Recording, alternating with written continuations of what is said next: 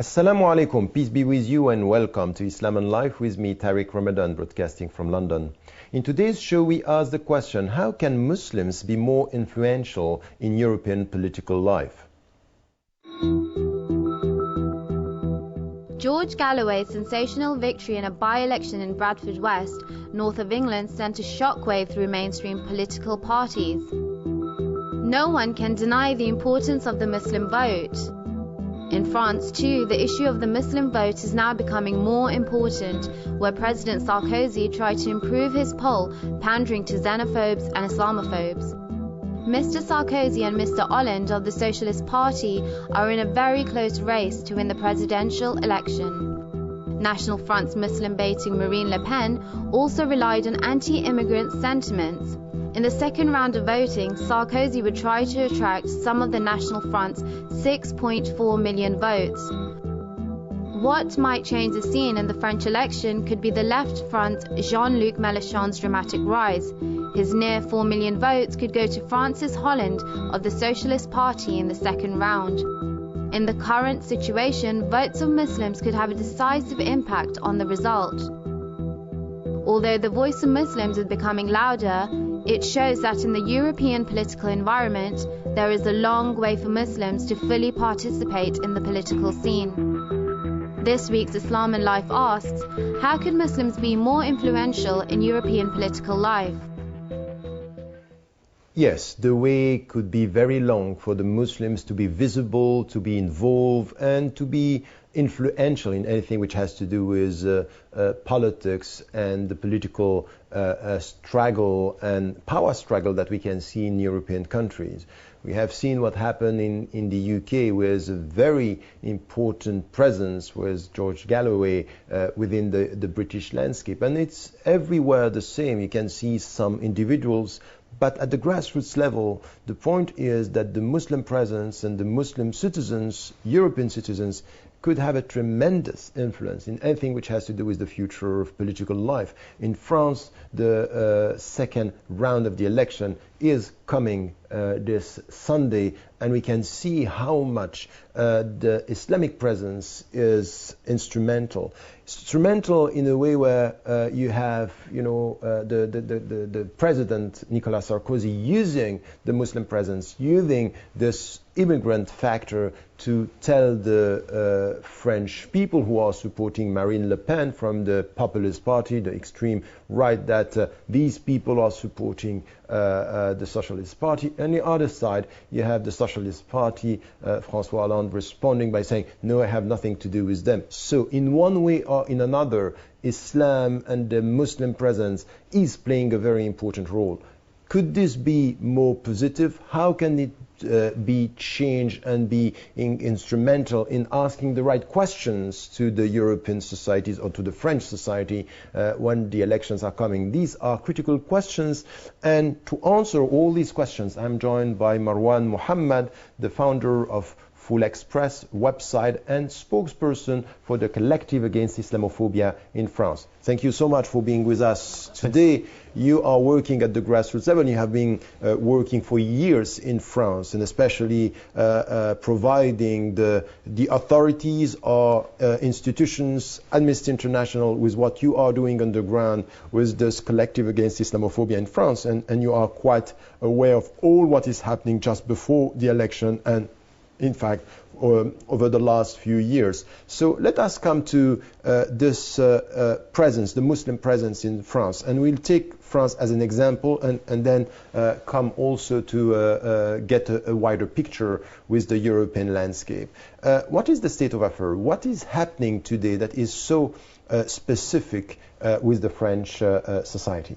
Yes, so we are in a situation in French society where we have somewhere around 6 million Muslims, and these Muslims, they have been present in the country for a long time.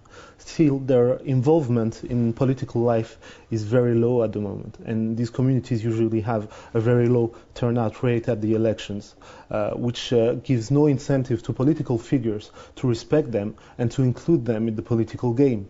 So we're in a situation in France right now where we have a rising Islamophobia, and by Islamophobia I'm talking about all the anti-Muslim hate crimes and discriminations that occur in the country. And for 2011, for example, we have registered 298 cases of hate crimes and discriminations against Muslims. 84% of these cases are against women, these same women that we pass anti-Muslim laws against. And claiming that we are going to help them. About the headscarf and the niqab. Yes, about the headscarf and the niqab. And now we also have like ministerial decisions to ban them from school events, and also to force the kids to eat meat at the canteen, even if they are vegetarian or Muslim or Jewish. Okay, so let me come to one question, because this is something that, how would you explain? 6 billion is almost the figure that of the people supporting Marine Le Pen. And this is 6 million. You are saying that the Muslim presence it's huge. It's a very important. It's the biggest Muslim community, not only in Europe but even in the Western countries. It's more than in the States. It's more than in Australia and in Canada. So it's a huge number. Why and how would you explain the fact that they are not so much involved in politics? While at the same time, what we see now, just before the election, is that the President Nicolas Sarkozy is targeting them just to get the voters. So it would be exactly the opposite in a normal process. Thus, being targeted should push them to be much more involved. And what you are saying is that they are not so much involved. Yes, to be able to make this decision, they first need to understand the political game, the way it is structured. And so far what we see is that this community is more determined by its social and economic status in the society. So if they feel excluded, whether they are Muslims or non-Muslims, they don't get involved in the political game and in the decision-making decision-making process in the country. So what we see is a very low turnout rate, but this situation is changing over time. So now we're at a turning point in this community where some of the Muslims in the country are raising their heads and organizing themselves to make a difference in the game. I'll just take one figure that is very significant about the last presidential election. The main difference in numbers of voters between Ségolène Royal and François Bayrou was about François Bayrou was the third one. The third one yes. Who didn't make it to the second round. Yeah. And the difference in votes was 1 million voters.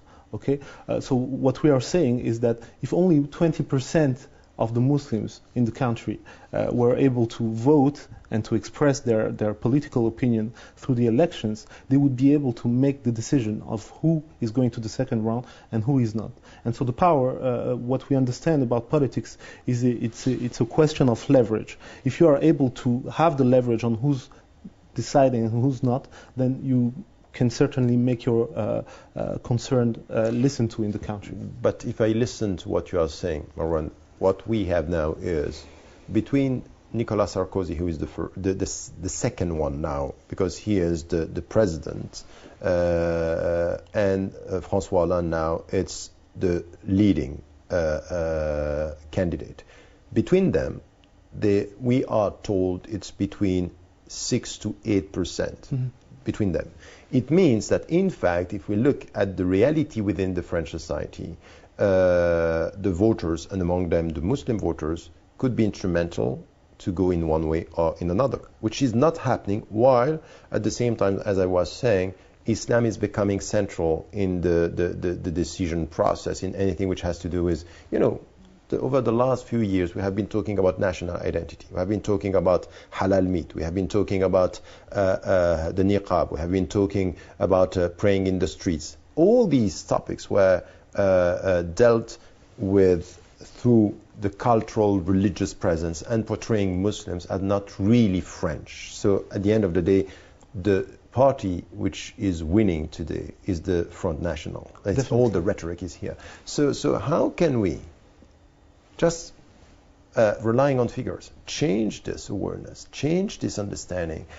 While at the same time in the UK here with Galloway, he was able just to make it clear, I'm going to fight, and he's using international issues, coming to the reality within, and he is able to is this the way forward? Should we push the people to be involved because they have a Muslim background, or is there something else that should be done in France because France is specific? Definitely. The first thing we need to tell the Muslims is to take action in the wider society. Take action in a positive manner. Because fighting Islamophobia is not only the problem of the Muslims. Fighting Islamophobia is solving the problem that causes a social distance between fellow citizens today in France. Also, Muslims need to be active in this game because they need to be asking the real questions. The real questions within the country have been totally avoided in this campaign. The problems of housing, unemployment, social distance between people, and the lack of hope in the country, generally speaking. So what we see is that both on the left wing and on the right wing of the political game in France, we have been focusing on epiphenomenon. In this campaign. Superficial things are things that are not Definitely. really Halal food is not the main issue of the French people. Unemployment is the main issue of the French people. And in a country where we have 10% unemployed people and 10% Muslims, I think it is more important to focus on the unemployed people.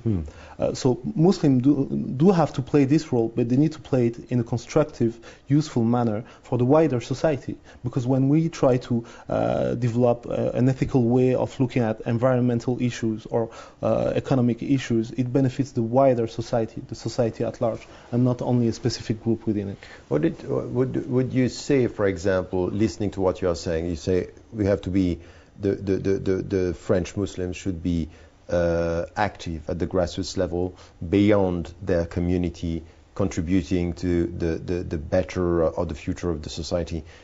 Does it mean that you would be against any kind of Muslim votes and lobbying in the name of Islam, as some people here don't understand? In Britain, for example, they don't understand. And in the States, I can tell you, I met so many people, Muslims and activists, they are saying, we don't understand the French people. Why don't they work on this? So would you explain why you are not supporting this, apparently?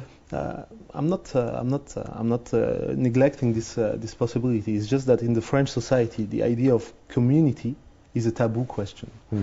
So you have a kind of a complete asymmetry between the way we deal with community depending on who's part of this community.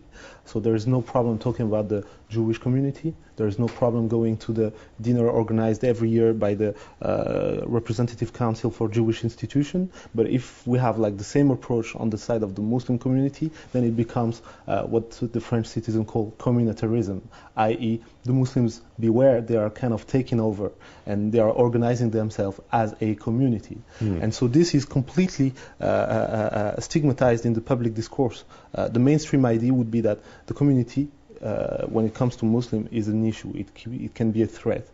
So the reason I'm saying this is that we need to not to be naive about the fight against Islamophobia. As I said, politics is more about putting in place kind of a leverage on political figures. Because if we do not have any strength on them by our votes, by our economic power, then we have absolutely no incentive on them to change their behavior. And so far, Muslim bashing is the national sport in France.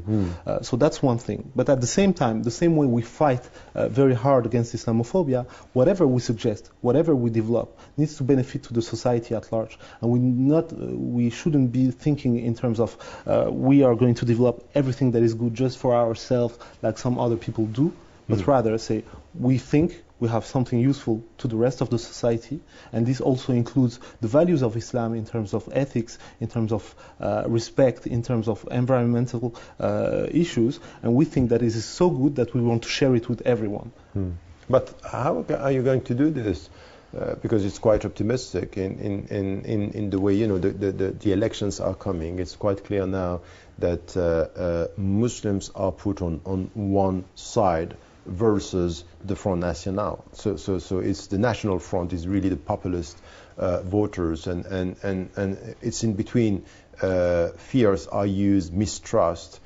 how are you going to be trusted? How are you going to do things within the society where day in, day out, what you get is really very, clear racism, anti-Muslim racism that is part of the political discourse, and it's coming at the highest level now. It's the debate between the two candidates.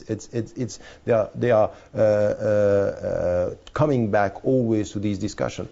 So how can you do that? I think we should first avoid to react to their political agenda. Because so far we are kind of in a laboratory where politicians and populists among them are creating events, and we just react to it. They pass a law, we react to it. They publish a speech in the media, we react to it. And so we spend all our life watching this TV, waiting for these guys to pronounce the new truth and to react to it. So our action should be focused on two mainstreams. Number one, on the field of Islamophobia, we should stand firm, stand for our rights, and make sure that we give legal incentive, media incentive, political incentive to change behavior. It means that no victim should accept Islamophobia anymore, which is the case so far. And that's why when I say that we have 300 cases a year, I'm widely underrepresenting the reality. The second stream of action should not be defensive and should not be in this antagonism against Islamophobia, but rather should be constructive, i.e. we are going to try and influence the wider society with positive issues. We are going to engage in education, we are going to engage in developing the suburbs where there are high rates of unemployment. And the way to do this is to propose ideas and propose actions, constructive actions. So that's why I'm part of two organizations. Number one, Collective Against Islamophobia, to resist against discrimination and hate crimes, and at the same time, Full Express, where we try to develop this approach on educational issues, environmental issues, social and economic issues by, for example, taking a group of students that are in high difficulties at school and preparing them for the baccalaureate, or, for example, by providing analysis on what to do to develop economics at a local level in a suburb where there is high rates of unemployment, and try to promote new entrepreneurs in these areas. So there has to be like this double action. So that's very interesting and important. It's just paving the way for more contributing presence for the Muslims in the coming future. That's all good. Now, when people are coming to you, as they are coming to me when we meet with them in France, and they are saying, I'm facing discrimination on the job market, I can't get a job for women wearing the headscarf, forget about it. It's not going to happen for them to get a job. So they are dealing with this. So avoiding reaction on that field, it's quite difficult. So paving the road is necessary to have a long-term vision. Still, the elections are coming. People are facing discriminations. What can be done for them just to get their rights and their dignity respected? And would you say, and this is the second question, that you will connect the two of them, that between the two candidates, there is one who is better than the other? Okay, so number one, what should we do about discrimination on an everyday basis? You rightly pointed to the fact that we have a victim that is neglected, that is set apart. I call her the silent victim of Islamophobia. It's this lady who will never do studies because she knows in advance that she's going to be discriminated against in the working environment. So she doesn't do any study, and she put a black cross on all her dreams and all her hopes. So when this happens, and when we see that there is a victim of Islamophobia, she should come to us, because we have the legal tools and campaigning tools to help her. And all the cases that we have put forward in the Collective Against Islamophobia, we are able to help her and support her in that respect. Also, we need to say that a lot of crimes and discriminations are performed out of ignorance. A lot of people do not know the law in France. They think that they can discriminate a woman at the entrance of a restaurant, where it's completely illegal. So we can only help if we are contacted. Yes. So that's one first thing. Yeah. Whenever this happens, have this reflex of just calling us and taking action, taking legal action in a calm, disciplined, but determined manner. And the second question was about the choice that we have for the second round of the election. and it really reflects the way Islamophobia is implemented in the French society. We have a right-wing Islamophobia that is more against around the idea of identity, and which presents Islam and the Muslims as an alien phenomenon. They are in contradiction with the French Judeo-Christian white identity, and anything different than that has to assimilate into this one model fits all. And on the left wing, we have also an ideological form of Islamophobia, which is coming at the same population against the same target group, but with different arguments. The issues of women's rights, the issues of laicite, the issues of human rights and free speech. But what we see is that these values that seem to be positive at first glance, they are misused, they are manipulated to target the Muslims. So, for example, the issues of women's rights, well, I might not be very well educated, but I thought so far that women's rights and feminism was about letting and guaranteeing to every woman that she can choose for herself however she wants to dress, whatever she wants to do, if she wants to study or to work, or nothing of that.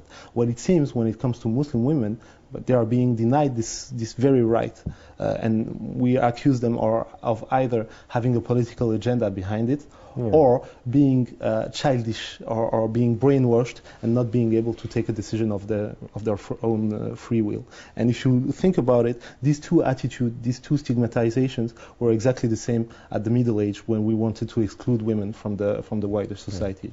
So on that front, these two candidates do not have a more constructive stance when it comes to dealing with the Muslim and including them in the French society. But more important than who is going to win the election is in which condition, in which situation will we be when he is elected.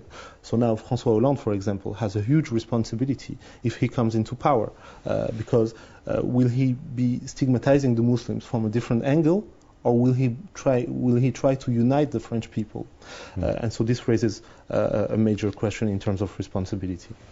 Thank you so much. I think it was very interesting to listen to you, because you are coming from a vision from inside, and what you have been trying to do at the two levels, and I think from two different angles, is struggling for the rights of the people by saying we are not going to let it be, we are not going to accept to be treated the way it is. So it's reacting to discrimination in a legal way, and this is what we are doing.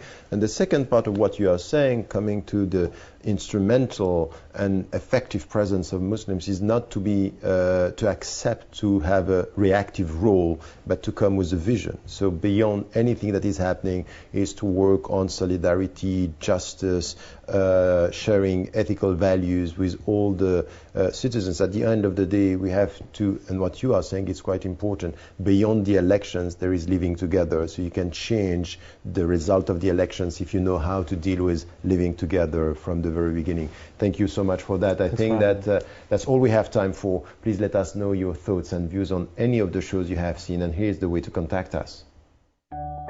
Islam in Life welcomes your opinion.